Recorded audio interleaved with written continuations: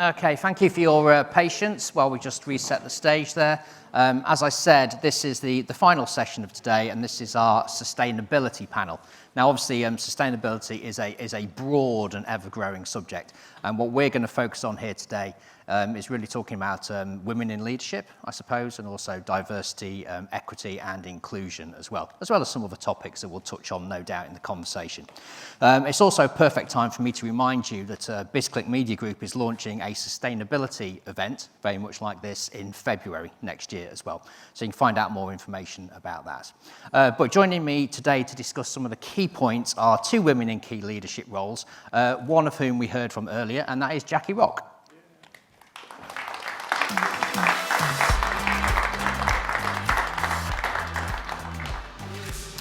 Okay, and also joining us now is Sarah Ashley. Now, she's partner at Baringa and has more than 15 years of experience serving public sector clients.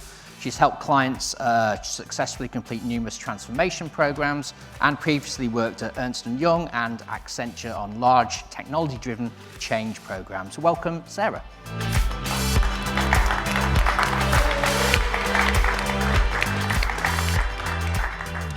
Okay. Right, now, as I said, this was going to be quite a broad discussion about sustainability, really, but we were talking backstage and decided that seeing as we had two prominent senior leadership roles, women, in procurement, that we'd focus more on that as well. So, to begin with, why is it important that we have more senior roles, women in those senior roles in procurement? That's to me, yes? Yeah, that's to you, Jack. Yeah, okay, well, you were looking at me, so I'm sure that was where it was intended.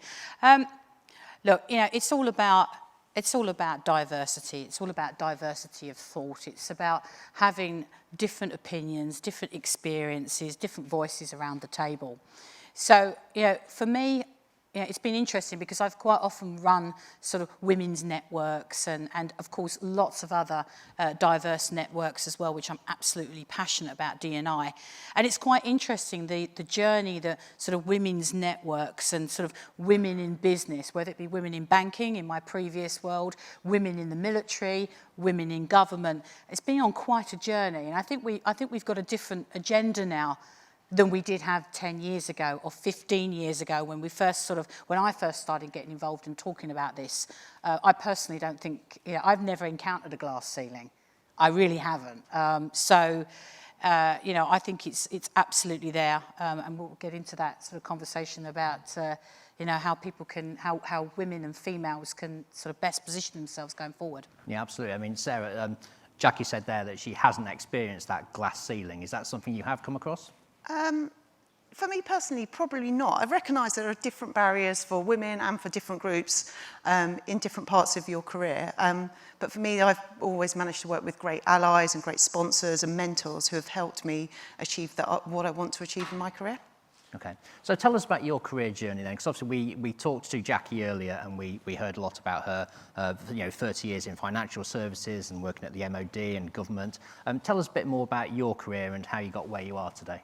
Yeah, so I've always been a career consultant, which I know is unpopular for many people. I joined Accenture straight out of university, and I'll be honest with you, they were paying a 10 grand bonus and I had a lot of student debt. So I went to Accenture thinking I was going to be international management consultant and found myself in Newcastle coding a big government IT program.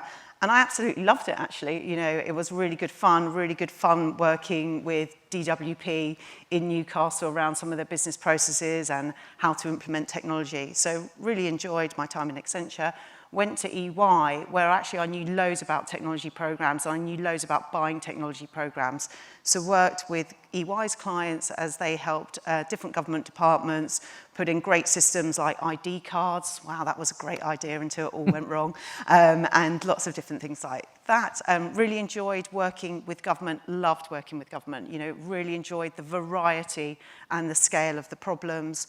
And then moved to Baringa 3 years ago. So Baringa is a mid-sized consultancy, 1,000 people in the UK, and had the opportunity there to build a government business. So was just really excited about that challenge, still work with the public sector.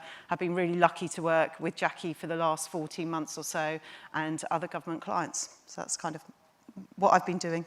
Okay. Good move going for the 10 grand bonus. By the way, Yeah, I like know. that. Savvy at the beginning. Jackie, you mentioned you hadn't encountered the glass ceiling. So what is the biggest challenge you have encountered on your journey to where you are? Oh, there's many. Yes, which one do I pick on? You know, rather than sort of saying, you know, this was a problem and that was a problem, every time that something has been a blocker to my career, I've just gone hell-bent to sort of knock through it. Some amusing stories is that, you know, I started work back in the City of London back in 1984. Yes, I know. And at the time, I was born in the East End of London. This is my posh voice. You should hear me with my friends. You know, and I was a pretty rough diamond. And my first job was on the life markets. Then I worked for a rather sort of upmarket, I don't think we still use the word posh, bank that doesn't exist anymore. And they employed me on the right basis, but then wanted me to go to elocution lessons, which was, I mean, I was the original Eliza Doolittle. It was hilarious. The rain in Spain falls mainly on the plain. It worked. Yeah, clearly. And so, you know, that's a really early example about how I think, you know, people have wanted to manipulate me. And wanted me to be the model that they thought suited their organisation rather than the true, authentic who I am.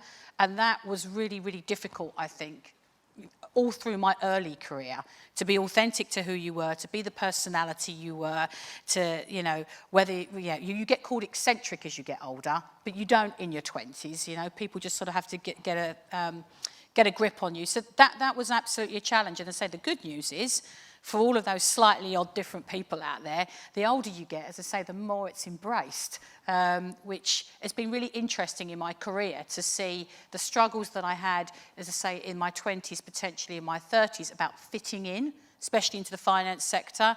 Now, you know, whether it's because I'm in government, but as you mature and get older, they are all of the attributes that people look for in senior leaders. So really interesting. I must write a book on it one day. Yeah, I think so, definitely.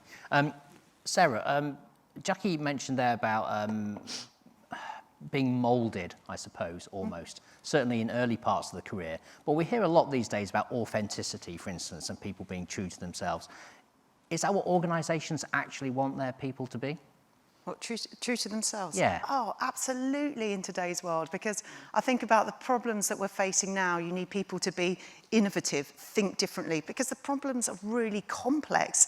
Jackie talked about some of the problems in, some of the challenges we had in test and trace, but that's across all businesses. So we need people who just come at things with a completely different point of view. So one of the things we have is our neurodiversity network, because wow, we definitely need the people who think in completely different ways, who've had completely different life experiences, to bring all of that experience to the table when we're solving problems. So absolutely, I think businesses need people to be authentic, and people should be proud to show up of who they are. Yeah. I mean, we spoke about this in previous sessions as well. I think gender is the easy part of diversity and equality, I think, to highlight, because it's very clear. Or clearer than some of the other aspects. But what about other aspects of diversity, equity and inclusion in the industry? What do we need more of in procurement? Sarah? This is a difficult one, because I think people say, well, we always need role models. Give us some role models. That's not something that you can turn on really quickly. You know, you can't suddenly flood the market with different kind of people with different experiences. I think it's really important as a more senior person in the industry to show your different vulnerabilities and show the different sides, show your full personality, so more people can recognise bits of themselves. I think we also have to encourage people that you don't really find just one role model in life. You know, there isn't the person who's exactly like you. So encourage people to look for role models all over the place, take bits that they like from people, think, I don't want to be like that, that's not for me, so to do that. So I think there's more role modelling to be done. There's things we can all be doing with our kind of CSR days and our CSR activity. We do lots of work with a charity called Drive Forward, who support disadvantaged youngsters, and giving them jobs in offices, showing them that they can work as management consultants, they come and work with us in government. I think are all kind of easy things that we need to do. It's important for me that we do it consistently over time. You know, it's not a silver bullet, it's multiple silver pellets. Yeah. Oh, nice. I like that. Now, I'm going to pick on you a little bit here, because I was having a conversation with someone the other day, and we're talking about politics in the UK, for instance, and we're talking about role models and the fact that a lot of young people are disengaged with politics, for instance. But maybe that's because they don't see people in politics that they can relate to. Is that something you'd agree with? I think that's been changing massively over the last sort of 10 to 15 years, and there's some wonderful characters coming forward now. And I actually think, as you say, it has been a shift in terms of young people and people from right across our country wanting to get involved in politics. You know, I'd never think I'd be thanking Brexit, but I think it had a lot to do with it, because it was the first time people thought, you know, the referendum, for example. Yeah. It was the first time that public really, rather than just voting for, you know, which leader is going to run the House, people actually felt they had a choice. So those are the kind of politics that absolutely people are getting engaged in.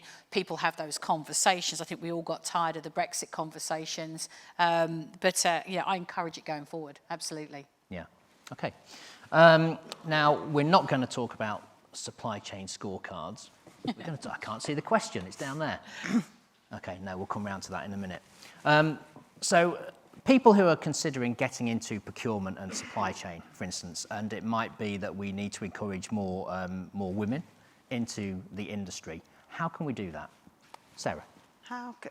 Well, lots of ways, speaking at events like this, making sure we're going to universities, reaching down to doing stuff in schools. I think all of those things help. And I would encourage people who are thinking about a job in procurement or commercial to try lots of different roles. It's an enormous profession with loads of different opportunities. So try different roles, you know, think about different categories. Am I going to be, do I want to do something strategic? Do I want to do something with suppliers?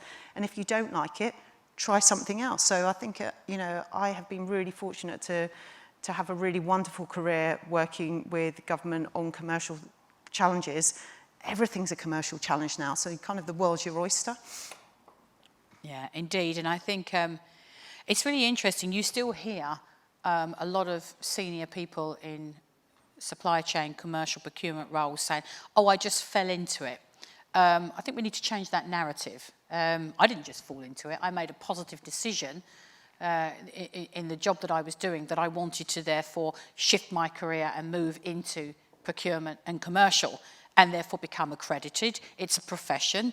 It's a full industry behind it, because I saw the diversity, and all I've ever wanted in any of the roles that I do is a real diverse, fun role. And procurement gave that to me. You know, as Sarah said, that regardless of whether it's government, private sector, whatever industry you're in, you know, there's travel, there's logistics, there's finance, there's pretty much anything that you are interested in, you can specialise in or start off from a category perspective and take your career forward there. So, as I say, I would encourage people to be very deliberate about their choice of coming into procurement and supply chain, and quite serious about it. And you know, get the accreditation, get the, you know, it's not always the most critical thing, but we want to, as much as we can, make sure we professionalise our industry, because that's how we get the seat at the table with the rest of the execs, because they know that we are a professional body.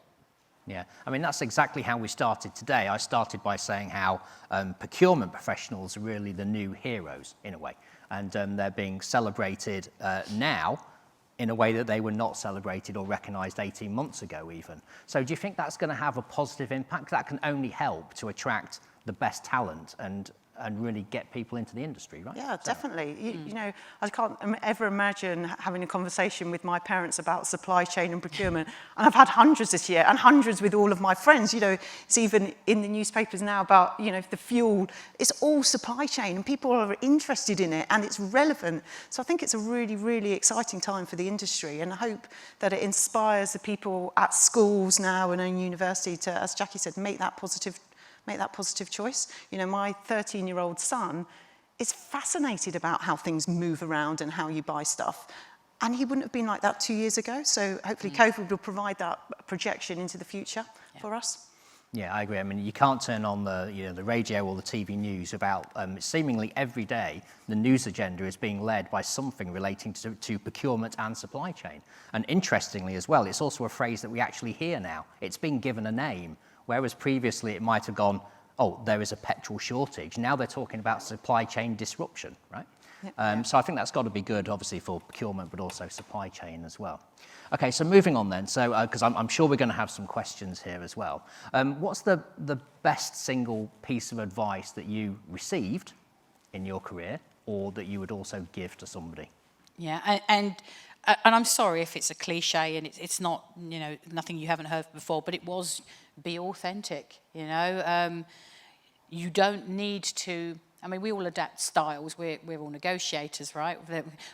I'm not talking about being able to adapt to do our job very effectively, but stay authentic to who you are, regardless of whether you're male, female, all of the different characteristics, because we're all made up of lots and lots of different diverse, wonderful things. That authenticity is what we need in our industry. So that's been the best advice to me, and that's the advice I always continue to give people as they're looking to grow and advance their careers. And Sarah, same to you? So I've got something up in my wall at home which I talk to my children about and is really important to me. So I've always found things to work hard, because to me that's quite a lot of fun. Be kind to people, because you never know who you meet. And just have lots of fun. So do what you love, and everything else is fine. Okay, I think that's a wonderful way to leave that part of it. Do we have any questions from the floor before we turn to any questions from the app? There's a question right at the back there. If we could start with the mic there. If you can just state your name, please, to begin with. Hi, Jackie and Sarah. It's Adam here. I work for Market Dojo. I've not been in procurement long myself, so it's really great to hear your stories today. What I have understood, perhaps in the short time I've been here, is that procurement has often been seen as a disabler. But given the circumstances over the last couple of years with COVID and obviously Brexit, it's becoming, and I think, Scott, you touched upon it a moment ago, that they are being seen as the unsung heroes. Do you feel like the attitude is being seen in that way, obviously touching upon the diversity as well, but also the fact that businesses are recognising that these are the true heroes at the moment? Do you want to take that? Yeah, so I think absolutely. When we worked with Test and Trace, you work with amazing operational teams that can only do what they want to do in partnership with commercial. And I think we have done a long way to create those kind of joint teams, which we all know work best. We sometimes still need to listen more, so that we are, I think sometimes we are seen as a disabler when we haven't really listened to what our internal clients want. So I think there's more for us to do, but I absolutely think we're in a kind of a very different place than we were kind of 18 months ago. Jackie? Yeah, I think, as I say, the disabler title was quite amusing, because I remember my first sort of real time I sort of really was exposed to a procurement team. I was trying to buy, for a particular investment bank, trying to buy this particular piece of software. And it was these very odd people that were down in the basement. And it was, well, you can't buy it unless you engage them. And what are they going to do? They're going to put the contract in place for you. Okay, and how long is that going to take? Probably about 8 months. And so, but that was then. That really hasn't been the narrative for an awful long time. Certainly not in my professional career. And again, it's another cliche, us having a seat at the table. In government, I can talk on behalf of government, commercial is up there in every single major decision that is made. Every single executive board in every single government department, there is a chief procurement officer. We really, really take it incredibly seriously and know that without the commercial and the procurement and the supply chain activities, we cannot run the country. So, but that doesn't ring true in the private sector in every organisation. I know that. So, I would encourage all of you to just keep fighting and getting that seat at the table. And it should be a lot easier now. You've got a much better narrative to run with. Yeah, absolutely. Are there any more questions from the floor? No, I feel like an auctioneer. Okay, do we have any questions? Yes, we do. Here we go. I'll spin around. Do you think that women are represented fairly in supply chain and procurement, or could the industry do better? I think we've sort of touched on that, but I'm going to throw that your way, Sarah. I think you'll know what my answer is. The industry can always do better, both for women and for all kinds of diversity. Yeah. So, you know, we've done a lot. There's still more to do. I think we can hold both of those things can be true. Okay. And one for you, Jackie, then. Do you think companies need to hire more interns and students in an aim to disappeared. in an aim to educate them, presumably something relating to procurement and supply chain. So do we need more younger people, interns and students coming into the industry? Yes, a million times yes. I am absolutely a real campaigner for whether it be fast track graduate schemes, but it doesn't even need to be graduates. Just as Sarah mentioned earlier, that diversity of thought and giving people the opportunity that we can set up these schemes within procurement and supply chain that wouldn't necessarily have the option of getting into these organisations if they haven't gone the university route, etc. So again, it is about diversity of thought. And it's interesting because I was asked to be the executive sponsor of the Age Network.